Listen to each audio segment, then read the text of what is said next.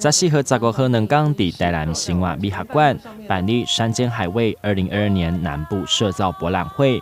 依照跨域区的精神，结合南部7个县市，社区团队拢总有40个单位，则会透过轻松趣味的方式来体验在地社区特色，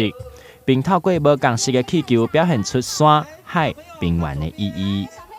还是代表文化部感谢大家的热烈参与。那展望未来，我希望我们的社造活动整个运动有往3个发展。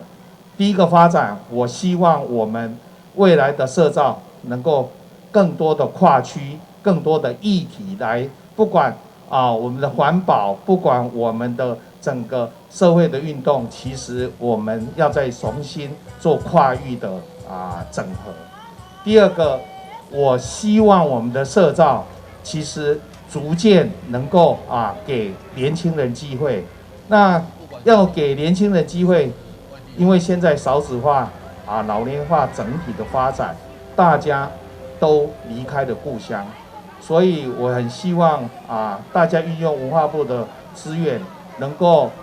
逐渐开始有的造街的运动，而这个造街是由下而上，或造整个镇的运动，使得台湾的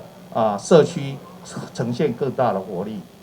拄好最近因为疫情的关系，学校无都安排跨县市的户外教学，所以附近的学校特别带着学生来参加活动，嘛体验伫咧无同的县市的在地文化。今天刚好是小朋友这个学期最后一天考完试，那学校就安排1年级的小朋友一起到美学馆这边来参加这个活动，看一下各地在南区这边、南部地区这边的一些社区营造的一些成果。那这边有我们台南的七股的、将军的，然后甚至还有澎湖来的。那对很多小朋友来讲都是很新鲜的一件事情，因为很多地方他们都还没有去过。那有机会可以在离自己很近的地方看到这些地方的成果，其实对小朋友来说，很多都是第一次的体验，那他们也都非常的开心。博览会为期2天的时间，拢是对透早10点到下晡的5点。15号当日已安排了精彩的表演，要让民众观赏。欢迎大朋友、小朋友会当利用时间做回来体验伫咧无同地区的特色文化。台南新闻刘品言采访报道。